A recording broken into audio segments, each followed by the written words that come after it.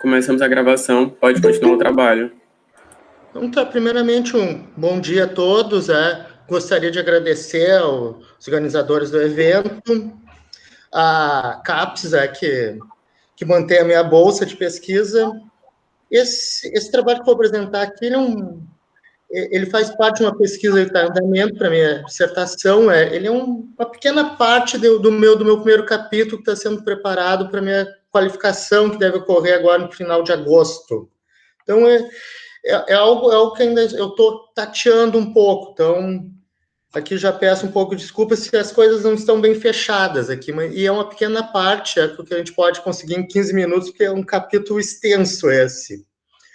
Então, aqui eu vou apresentar para vocês a concepção de pessoa no autor John Stuart Mill. John Stuart Mill é um utilitarista, um dos pais do utilitarista, ao lado de Bentham e de seu pai, o James Mill, mas ele tem algumas alterações sobre o utilitarismo clássico, que é um pouco que a gente vai apresentar. Ele tem uma concepção de pessoa diferente do Bentham. O Bentham vai ter uma concepção senciente de pessoa, ou seja, dor e prazer. Então, a felicidade, que é o fim último do utilitarismo, que visa estabelecer essa busca da felicidade, ou seja, de ações que maximizem ao máximo a felicidade coletiva, que o utilitarismo tem essa questão muito do coletivo, não do individual. No Mill, esse elemento da felicidade vai ser um pouco mais amplo. E isso é graças a uma concepção de pessoa que ele tem um pouco diferente. E o Mill também, em relação ao utilitarismo clássico, ele é um defensor dos direitos humanos. Ele não utiliza exatamente esse termo, mas ele vai ser um defensor dos direitos. O Mill, no século XIX, foi um militante forte pelo direito das mulheres, que ele defendeu o sufrágio universal, a igualdade de direitos das mulheres entre os homens.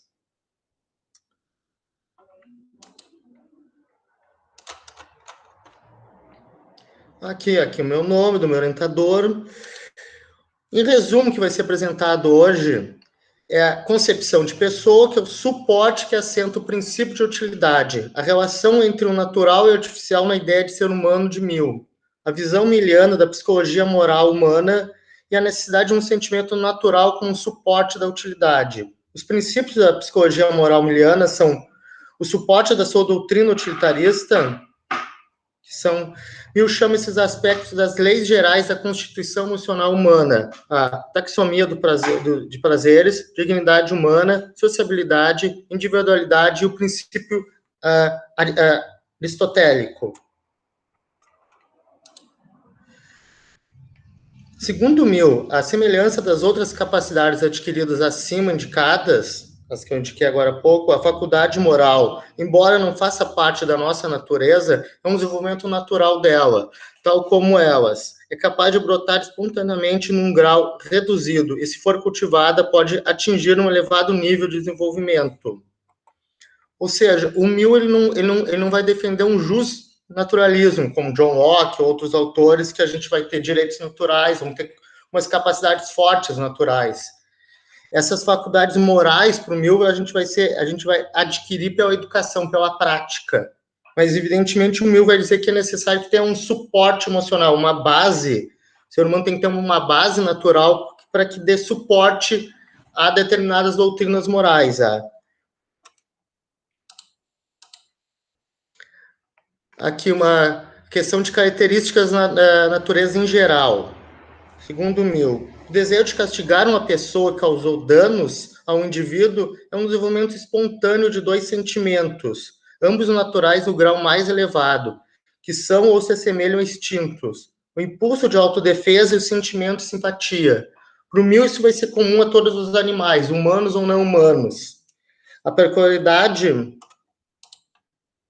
dos seres humanos em relação aos animais vai ser a seguinte: Mill é prudente em relação a afirmações fortes sobre as características da natureza em geral, em especial a humana. No entanto, mais adiante nesse capítulo, ele constata que esses dois sentimentos são comuns a toda a natureza animal. De acordo com Mill, os seres humanos diferem dos animais em pelo menos dois aspectos: a capacidade de simpatizar com todos os seres humanos e até mesmo com todos os seres sencientes. uma inteligência superior que permite aos seres humanos reconhecer interesses comuns da sociedade que é integrante. Aqui os aspectos gerais da constituição humana, que são a taxonomia de prazeres, a dignidade humana, a sociabilidade, a individualidade e o princípio aristotérico. O primeiro, esse é a taxonomia dos prazeres. Essa é uma grande inovação do Mill em relação à sua formação do utilitarismo clássico de Bentham. O que ele vai dizer o seguinte: é melhor ser um ser humano insatisfeito do que um porco satisfeito.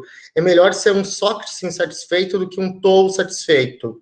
E se o tolo ou o porco tem uma opinião diferente, é porque só conhece o seu próprio lado da questão.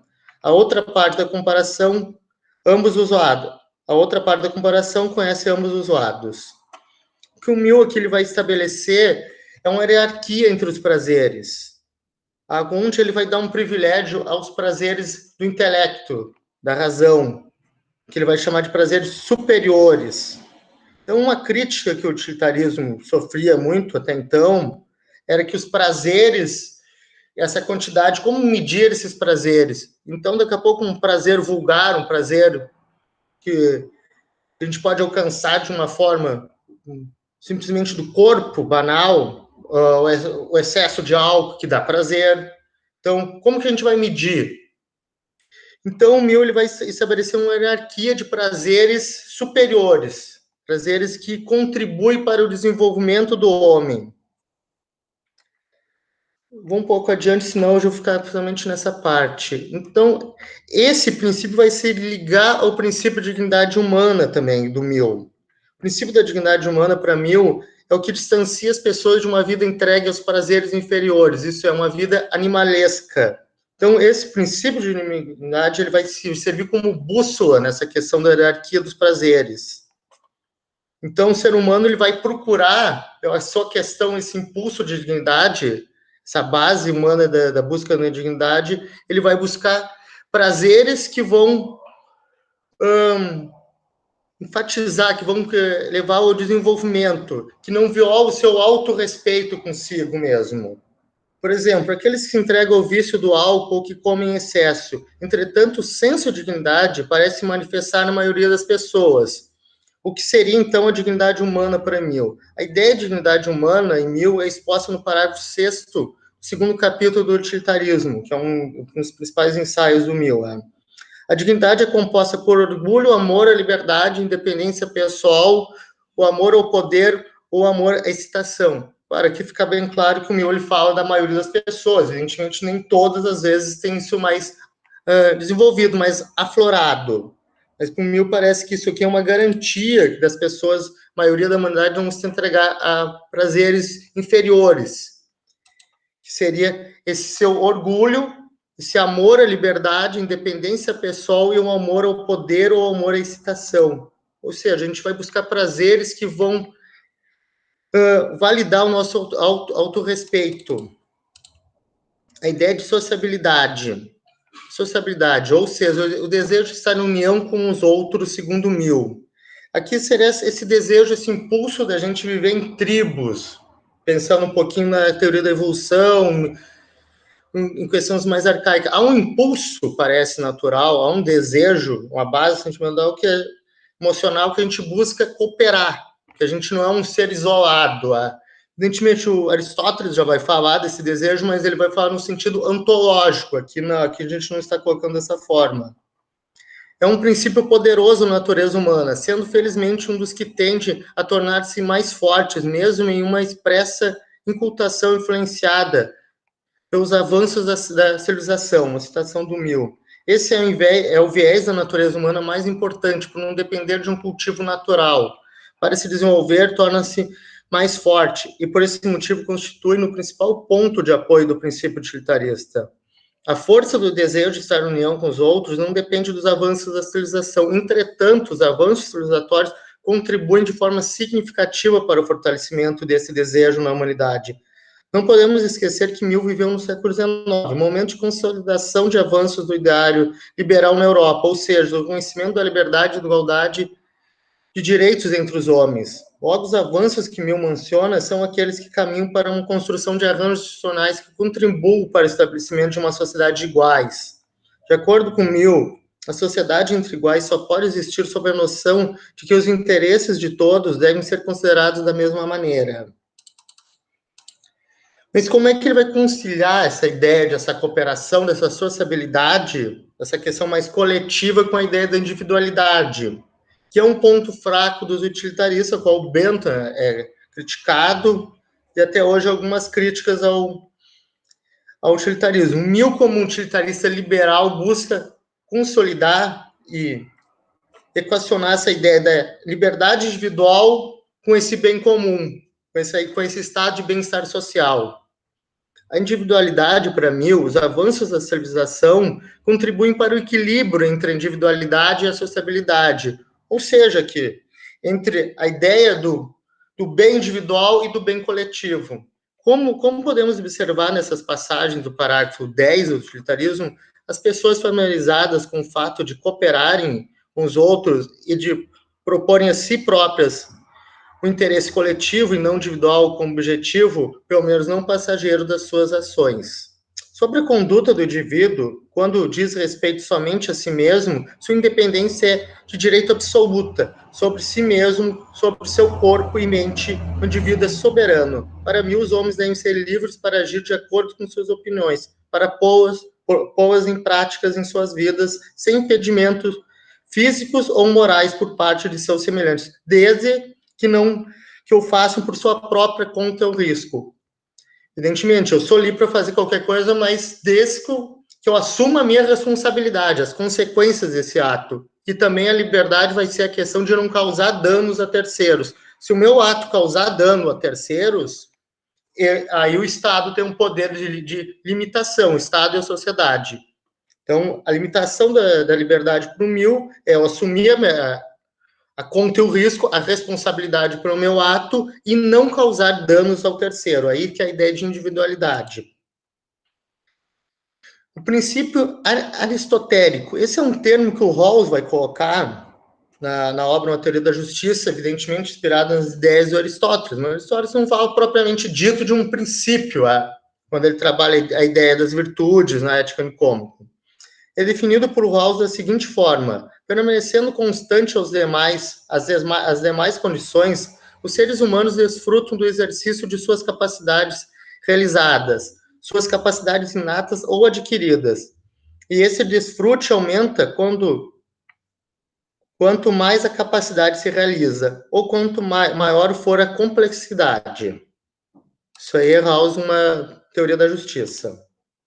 Princípio aristotélico. O princípio aristotélico é entendido como um princípio de motivação, que implica a preferência por um prazer em detrimento de outro. Implica que as capacidades treinadas se desenvolvem e progridem com o tempo. Que o Mill, ele vai enfatizar muito essa questão da educação moral, educação da virtude, que há um impulso para ele. Ele vai falar que a gente busca o autodesenvolvimento. O ser humano quer se autodesenvolver. Então, as virtudes, essa motivação, essa busca pelo autorrespeito, pelos prazeres dignos e não os indignos, é o que faz o homem progredir. Entendo, Rawls, em Teoria da Justiça, afirma que Mill chega quase a afirmá-lo no utilitarismo. Ele está implícito na obra do Mill, ele não é claro sobre essas questões.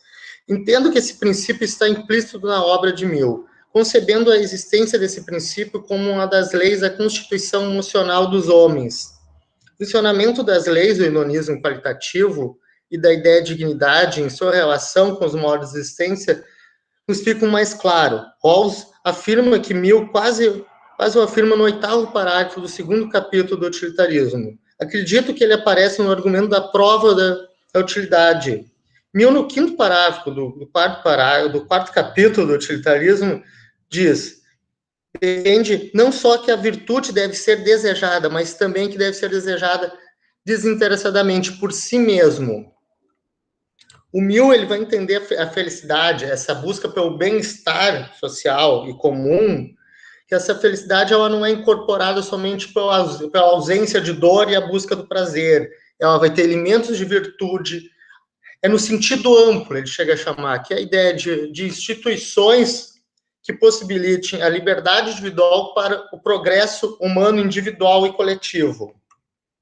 A visão do que o Mill tem é que o treino e a repetição de atividades contribuem para a excelência pessoal, perpassa toda a filosofia moral miliana, ou seja, uma doutrina moral que possui uma base forte no sentimento natural, combinada com uma educação moral e boas instituições, seria decisiva no progresso coletivo e individual dos homens. Então, o Mill ele vai defender que essa base emocional do homem, dessa concepção dele de pessoa, ela está adequada a um tipo de moral que é o utilitarismo. Ele vai dizer que outras morais, elas não teriam essa base, então elas acabariam por serem derrubadas, elas seriam facilmente abandonadas, deixadas de lado. Então, a gente precisa ter uma educação moral adequada às nossas condições, à nossa concepção emocional, à nossa natureza não, a nossa base emocional natural, é o que o Mill chama.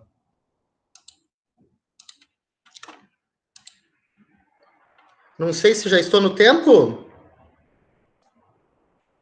Então, ultrapassamos agora os 15 minutos, né? Eu coloquei no chat, mas você pode terminar. Eu vou te dar mais 5 minutos. Não, obrigado, então. Não, mas eu só vou fazer um encerramento, então, aqui agora. Então, essa base para o Mill vai ser o que vai dar sustentação para a filosofia moral dele, para essa teoria da justiça. Segundo ele, qualquer outro tipo de moral, a gente pode ser educado para um outro tipo de moral, mas se ela não tiver essa base moral, desse sentimento emocional, desse viés humano natural, ela não vai ser bem sucedida para o Mill. Então, isso aqui vai estar na base que ele vai chamar para essa dimensão do progresso humano. E o Mill ele acredita que as instituições devem contribuir para esse autodesenvolvimento humano. Então, agradeço, vou encerrando por agora. Muito obrigado pela atenção. Estou aberto a perguntas. Então, gente, a gente abre agora para considerações e perguntas. Fiquem à vontade. Podem abrir o chat, os microfones, as câmeras, façam o que quiserem.